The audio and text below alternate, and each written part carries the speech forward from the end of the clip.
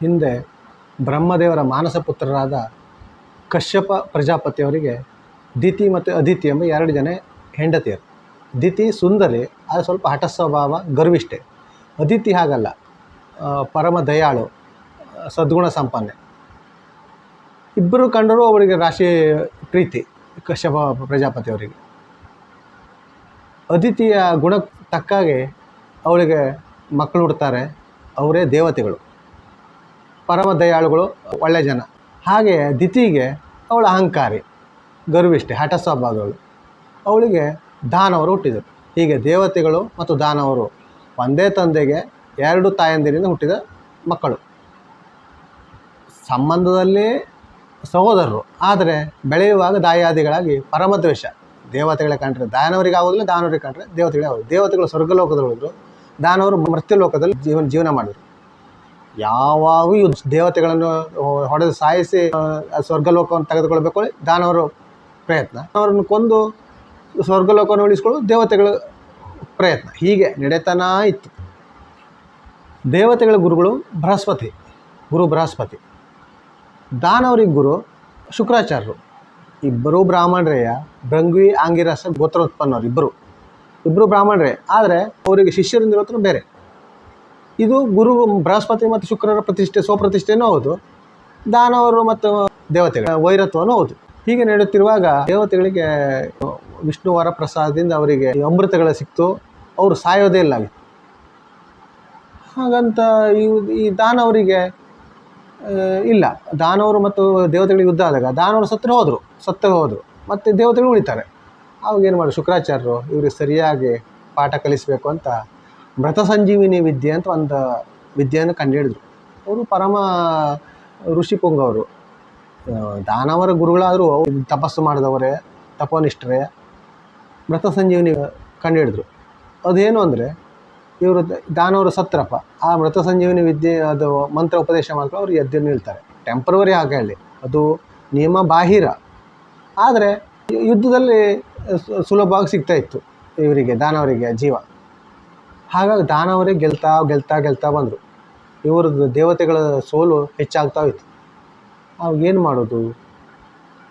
ಒಂದು ಕಾಲದಲ್ಲಿ ವೃಷಪರ್ವ ಅಂತ ದಾನವ ರಾಜ ಆಳ್ತಾ ಇದ್ದ ಕಾಲ ಅದು. ಶುಕ್ರಾಚಾರ್ಯ ಅವನ ಗುರುಗಳು. ಆವಾಗ ಈಗೇನು ಮಾಡೋದು? ದೇವತೆಗಳಿಗೆ ಸೋಲೇ ಆಗ್ತಾಯಿದೆ, ದಾನವರಿಗೆ ಗೆಲುವಾಗ್ತಾಯಿದೆ. ಯಾಕಂದರೆ ಮೃತ ಸಂಜೀವಿನಿ ವಿದ್ಯೆ ಉಂಟು. ಗುರು ಶುಕ್ರಾಚಾರ್ಯ ಅವ್ರನ್ನ ಜೀವಂತ ಮಾಡ್ತಾರೆ ಯುದ್ಧ ಆದ್ಕೊಳ್ಳೆ. ಆವಾಗ ದೇವತೆಗಳೆಲ್ಲ ವಿಚಾರ ಮಾಡ್ತಿರ್ಬೇಕಾದ್ರೆ ಬೃಹಸ್ಪತಿಯವರ ಮಗ ಕಚ ಅವನು ಮುಂದಾಗ್ತಾನೆ. ತನ್ನ ತಂದೆಯನ್ನು ಗುರುಗಳಾಗಿ ಮಾಡ್ಕೊಂಡವರು ದೇವತೆಗಳನ್ನ ರಕ್ಷಣೆ ಮಾಡೋದು ತನ್ನ ಕರ್ತವ್ಯ. ಹಾಗಂತ ಅವನು ಒಂದು ಉಪಾಯವನ್ನು ಮಾಡ್ತಾನೆ. ಒಂದು ಅಪಾಯಕಾರಿ ಒಂದು ಕೆಲಸಕ್ಕೆ ಕೈ ಹಾಕ್ತಾನೆ. ಅವನೇನು ಮಾಡ್ತಾನೆ, ಸೀದಾ ಶುಕ್ರಾಚಾರ್ಯರ ಮನೆಗೆ ಬರ್ತಾನೆ. ದಾನವರ ಗುರುಗಳು ಶುಕ್ರಾಚಾರ್ಯ ಅವ್ರ ಮನೆಗೆ ಹೋಗಿ ತನ್ನ ವಿದ್ಯೆ ಕಲಿಯಲಿಕ್ಕೆ ಅವರ ಶಿಷ್ಯತ್ವವನ್ನು ಬೇಡ್ತಾನೆ. ನಿಮ್ಮ ಶಿಷ್ಯನಾಗಿ ಉಳಿಯಲಿಕ್ಕೆ ನನಗೆ ಅವಕಾಶ ಕೊಡಿ, ನನಗೆ ವಿದ್ಯೆ ಕಲಿಬೇಕು ನಿಮ್ಮ ಹತ್ರ ಅಂತ. ಶುಕ್ರಾಚಾರ್ಯಗೆ ಗೊತ್ತುಂಟು ತನ್ನ ಪರಮ ವೈರತ್ವ ಇರುವ ಬೃಹಸ್ಪತಿ ಅವರ ಮಗ ಇವ. ಆದರೂ ಏನು ಅಂದರೆ, ಆ ಕಾಲದಲ್ಲಿ ಶಿಷ್ಯನಾಗಿ ಬರುವ ಯಾರೇ ಆಗಲಿ ಅವರಿಗೆ ಶಿಷ್ಯತ್ವವನ್ನು ಕೊಡುವುದು ಗುರುಗಳ ಕರ್ತವ್ಯ. ಹಾಗಾಗಿ ಅವರು ಸಂತೋಷದಲ್ಲಿ ಅವನಿಗೆ ನನ್ನ ಶಿಷ್ಯನಾಗಿ ನಮ್ಮ ಮನೆಯಲ್ಲಿ ಇರು, ನನ್ನ ಆಶ್ರಮದಲ್ಲಿ ಇರುವಂಥ ಅವನಿಗೆ ಅವಕಾಶ ಕೊಡ್ತಾರೆ. ಪ್ರತಿಸ್ಪರ್ಧಿ ಬೃಹಸ್ಪತಿಚಾರ್ಯರ ಮಗನಾದರೂ ಕೊಡ್ತಾರೆ ಅವರು ಅವಕಾಶ. ಹೀಗೆ ಕಚ ಅವರ ಮಲ್ಲೇ ಇದ್ದು ಗುರುಗಳ ಸೇವೆ ಮಾಡ್ತಾ ಇರ್ತಾನೆ. ಗುರುಗಳು ಬಟ್ಟೆ ತೊಳೆಯೋದು, ಗುರುಗಳ ತಪಸ್ಸಿಗೆ ಸಹಾಯ ಮಾಡೋದು, ಅವರು ಸಾಕಿದ ಗೋಗಳನ್ನು ಅಡವಿಗೆ ತಕ್ಕೋಗಿ ಅದನ್ನು ಮೆನ್ಸ್ಕೊಂಡು ಬರೋದು, ಹೊಲಗದ್ದೆಗಳಲ್ಲಿ ಕೆಲಸ ಮಾಡೋದು. ಹೀಗೆ ಮಾಡ್ತಾ 500 ವರ್ಷಗಳು ಕಳೀತಾನೆ. ಭಾಳ ತಾಳ್ಮೆಯಿಂದ ನಿಷ್ಠೆಯಿಂದ ಗುರು ಸೇವೆ ಮಾಡ್ತಾನೆ. ಗುರುಗಳಿಗೆ ಸಂತೋಷ ಆಗ್ತದೆ. ಆದರೆ ಇವನು ಬಂದ ಉದ್ದೇಶ ಅವ್ರಿಗೆ ಗೊತ್ತಿದ್ರೂ ಅವರು ಕೇಳಿದಿರೋದಿಲ್ಲ, ಇವನು ಹೇಳಿರೋದಿಲ್ಲ, ತಾನು ಯಾಕೆ ಬಂದೆ ಅಂತ ಹೇಳಿರೋದಿಲ್ಲ. ಹೀಗೆ ಒಂದು ಸಲ ಇದ್ದಾಗ ದಾನವರು ಅವರು ದೇವತೆಗಳು ಕಂಡ್ರೆ ಆಗೋದಿಲ್ಲ ಅವರಿಗೆ. ಬೃಹಸ್ಪತಿ ಮಗ ಕಚ ಇವು ಬಂದಿದ್ದಾನೆ, ಅವ್ರಿಗೆ ಗೊತ್ತಾಗ್ತದೆ, ಓಹೋ ಇವನೇನೋ ಒಂದು ಮಸಲತ್ತು ಇಟ್ಕೊಂಡೇ ಬಂದಿದ್ದಾನೆ ಇಲ್ಲಿ, ಹಾಗೆ ಬರೋದಿಲ್ಲ ಅವ, ನಮ್ಮ ವೈರಿಗಳ ಕಡೆಯವನಿವ, ಇವನನ್ನು ಹೀಗೆ ಬಿಟ್ಟರೆ ನಮ್ಮ ಗುರುಗಳಿಗೆ ಪಂಗನಾಮ ಹಚ್ಚಿ ನಮ್ಮನ್ನು ಸೋಲಿಸ್ತಾನೆ ಇವ ಅಂತ ಏನು ಮಾಡ್ತಾರೆ ಅಂದರೆ, ಅಂದಿನ ಅವನು ಗೋವನ್ನ ತಗೊಂಡು ಅಡವಿಗೆ ಹೋದಾಗ ಅಲ್ಲಿ ಅವನು ಕೊಂದು ಬಿಡ್ತಾರೆ. ದಾನವರೆಲ್ಲ ಕೊಂದು ಅವನ ಚಿಕ್ಕ ಚಿಕ್ಕ ಪೀಸ್ ಮಾಡಿ ಅಲ್ಲಿ ಆ ತೋಳುಗಳಿಗೆ ಹಂಚಿಬಿಡ್ತಾರೆ. ತೋಳುಗಳು ತಿನ್ಕೊಂಡು ಹೋಗ್ತವೆ. ರಾತ್ರಿ ಆಯಿತು, ದನಗಳೆಲ್ಲ ಮನೆಗೆ ಬಂದು, ಆದರೆ ಕಚ ಬರೋದಿಲ್ಲ. ಈ ಮಧ್ಯೆ ಏನಾಗಿರ್ತದೆ ಅಂದರೆ, ಶುಕ್ರಾಚಾರ್ಯರಿಗೆ ದೇವಿಯಾನೆ ಅಂತ ಸುಂದರವಾದ ಮಗಳಿರ್ತಾಳೆ. ಬರ್ತಾ ಬರ್ತಾ ಬರ್ತಾ ದೇವಿಯಾನಿಗೆ ಕಚನ ಮೇಲೆ ಪ್ರೇಮ ಉಂಟಾಗಿ ಅವನನ್ನು ರಾಶಿ ಇಷ್ಟಪಡ್ತಾಳೆ. ಅವನನ್ನು ಬಿಟ್ಟಿರ್ಲಿಕ್ಕಾಗೋದಿಲ್ಲ, ಅಷ್ಟು ಅವನನ್ನು ಪ್ರೀತಿಸಿಬಿಡ್ತಾಳೆ. ಕಚ ಹಾಗೆ ಇಲ್ಲ, ಕಚನಿಗೆ ಅವಳ ಮೇಲೆ ಪ್ರೀತಿ ಪ್ರೇಮ ಇರುವುದಿಲ್ಲ. ಯಾಕಂದರೆ ಗುರುಗಳ ಮಗಳು ತಂಗಿ ಸಮಾನ. ಶುಕ್ರಾಚಾರ್ಯನ ಶಿಷ್ಯನಾಗಿ ಬಂದದ್ರಿಂದ ಗುರುಗಳು ಶುಕ್ರಾಚಾರ್ಯನ ಮಗಳವಳು ಅಂದರೆ ಇವನಿಗೆ ತಂಗಿ. ಅದರಿಂದ ಅವನಿಗೆ ಯಾವುದೇ ಅವಳ ಮೇಲೆ ಪ್ರೇಮ ಇರೋದಿಲ್ಲ. ಆದರೆ ಹೊರಗಿನ ತೋರಿಸ್ಕೊಳ್ಳೋದಿಲ್ಲ, ಯಾಕಂದರೆ ಅವ್ನು ಕೆಲಸಕ್ಕಾಗಿ ಬೇರೆ ಕೆಲಸಕ್ಕಾಗಿ ಬಂದವನಲ್ವ. ಅದಕ್ಕಾಗಿ ಅವನು ಅವಳ ಹತ್ರ ಚೆಂದಾಗಿ ಮಾತಾಡ್ತಾ ಇರ್ತಾನೆ. ಆದರೆ ಅವಳಿಗೆ ಇವನ ಮೇಲೆ ಪ್ರೇಮ. ಅವಳು ಹಠ ಮಾಡ್ತಾಳೆ, ಶುಕ್ರಾಚಾರ್ಯರ ಹತ್ರ ನನಗೆ ಕಚ ಬೇಕು, ಕಚ ಇದೆ, ನಾನು ಬದುಕೋದಿಲ್ಲ, ಅಳ್ತಾ ಕೂತ್ಕೊಳ್ತಾಳೆ ಊಟ ಮಾಡಿದೆ. ಆವಾಗ ಏನು ಮಾಡ್ತಾರೆ ಶುಕ್ರಾಚಾರ್ಯ, ಜ್ಞಾನದೃಷ್ಟಿ ನೋಡ್ತಾರೆ ಶುಕ್ರಾಚಾರ್ಯರು. ಆವಾಗ ಗೊತ್ತಾಗುತ್ತದೆ ಈ ದಾನವರು ಮಾಡಿದ್ದು. ದಾನವರಿಗೆ ಒಂದಿಷ್ಟು ಬೈತಾರೆ, ಎಂಥ ನೀಚ ಕೆಲಸ ಮಾಡಿದ್ರಿ ನೀವು, ಅವ ನನ್ನ ಶಿಷ್ಯ ಇರಲಿ ಅಂತ ಮೃತ ಸಂಜೀವಿನಿ ವಿದ್ಯೆಯನ್ನು ಮಂತ್ರವನ್ನು ಉಚ್ಚಾರಣೆ ಮಾಡಿ ಕಚನನ್ನು ಕರೀತಾರೆ. ಅವನು ತೋಳಗಳ ಹೊಟ್ಟೆಯಿಂದ ಬಂದು ಮತ್ತೆ ವಾಪಸ್ ಬಂದುಬಿಡ್ತಾನೆ. ತೋಳಗಳ ಹೊಟ್ಟೆಯಿಂದ ವಾಪಸ್ ಬರ್ತಾನೆ.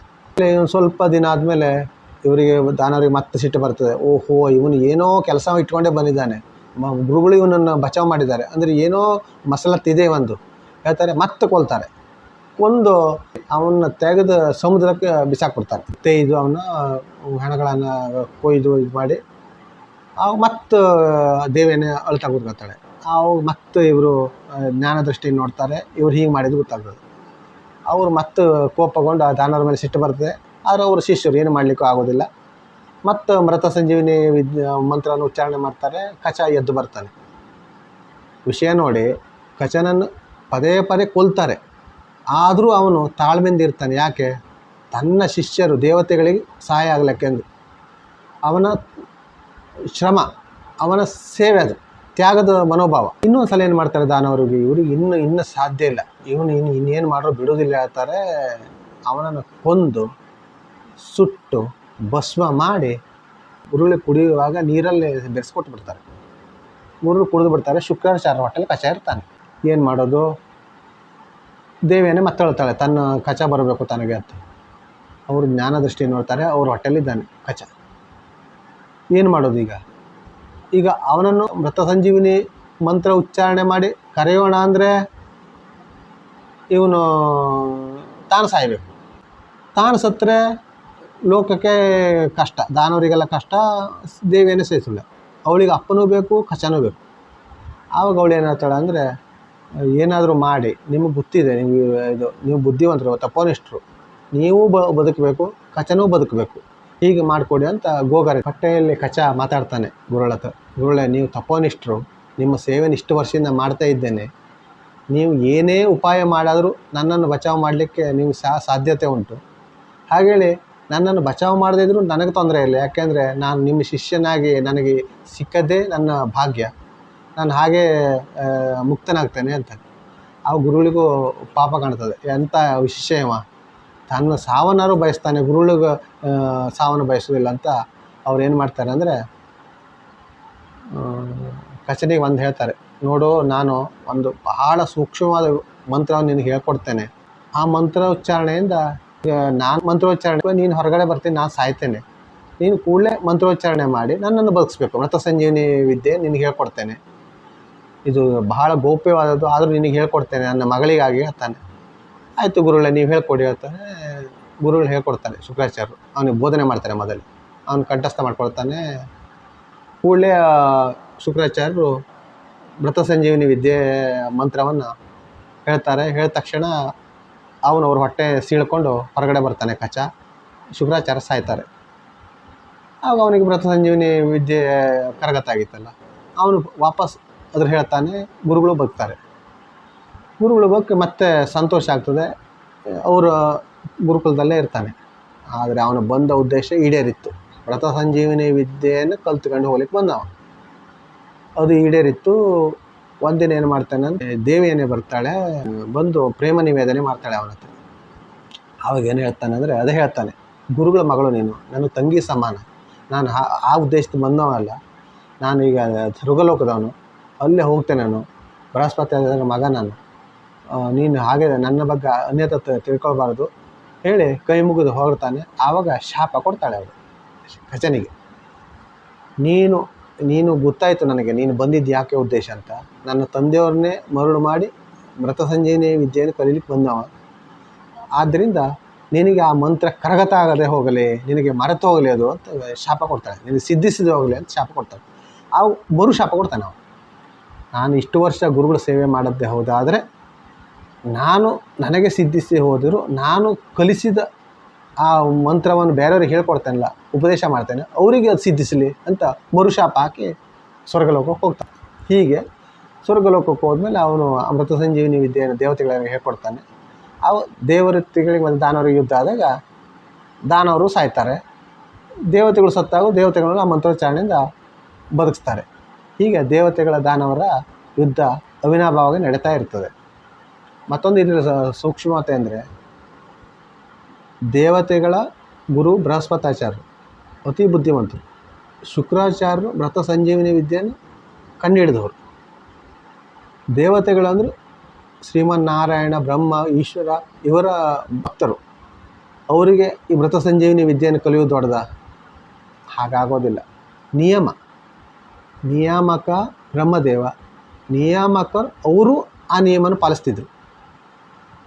ಅಂದರೆ ಶುಕ್ರಾಚಾರ್ಯರಿಂದ ಕಂಡುಹಿಡಿದ ಮಂತ್ರ ಅವರಿಗೆ ಸಿದ್ಧಿಸಬೇಕು, ಅವರಲ್ಲೇ ಇರಬೇಕು, ನಾವು ಅದನ್ನು ನಕಲು ಮಾಡಬಾರದು ಅಂತ ದೇವತೆಗಳು ಅದನ್ನು ತೆಗೆದುಕೊಳ್ಳಿಲ್ಲ. ಅವನತ್ರ ಕಚನ ಕಲ್ತ್ಕೊ ಬಂದ್ಕೊಂಡೇ ಹೇಳ್ದ ಬಿಟ್ಟರೆ ನೇರವಾಗಿ ದೇವರು ತಮ್ಮ ಅತಿ ಮನುಷ್ಯ ಶಕ್ತಿಯಿಂದ ಅದನ್ನು ಬಳಸ್ಕೊಳ್ಳಿಲ್ಲ. ಹೀಗೆ ಅದಂದರೆ ಈಗ ದ್ವಾಪರದಲ್ಲಿ ಕೃಷ್ಣ ಮತ್ತು ಈ ಮಾಗಧನಿಗೆ 17 ಬಾರಿ ಯುದ್ಧ ಆಯಿತು. 17 ಬಾರಿನೂ ಮಾಗಧ ಸೋತ, ಆದರೆ ಕೃಷ್ಣ ಮಾಗಧನ ಕೊಲ್ಲಿಲ್ಲ. ಅಲ್ಲಿ ಅವನ ಉಪಟಳ ತಡೆಯಲಾರದೆ ದ್ವಾರಕೆಗೆ ಉಳಿದ ಬಿಟ್ಟರೆ ಮಾಗಧನ ಕೊಲ್ಲಿಲ್ಲ. ಯಾಕೆ? ನಿಯಮ. ಭೀಮನಿಂದ ಮಾಗಧನಿಗೆ ಸಾವೊಂದು ಬರ್ಕೋ ಇದೆ. ಅದಕ್ಕಾಗಿ ಅಂಥ ಸರ್ವಶಕ್ತ ಪರಮಾತ್ಮ ಆದರೂ ಮಾಗಧನ ಬಿಟ್ಟ. ಆಮೇಲೆ ಮುಂದೆ ಭೀಮನಿಂದೇ ಮಾಗಧ ಸಾಯ್ತಾನೆ. ಹೀಗೆ ನಿಯಮವನ್ನು ಮೀರಿ ದೇವತೆಗಳು ಇರಲಿಲ್ಲ. ಅವರು ನಿಯಾಮಕರಾದರೂ ನಿಯಮವನ್ನು ಮೀರುವುದಿಲ್ಲ ಅವರು. ಹೀಗೆ ನಡೀತದೆ. ಗುರು ಶಿಷ್ಯರ ಪರಂಪರೆ ಹೀಗೆ ಮುಂದುವರಿತದೆ. ಹಿಂದಿನ ಕಾಲದಿಂದ ಹೀಗೆ ಮುಂದುವರಿತಿತ್ತು, ಈಗೂ ಮುಂದುವರಿತಾ ಇದೆ. ಮುಂದುವರಿಲ್ಲ ಅಂತ ಕೇಳ್ಕೊಳ್ತೇನೆ.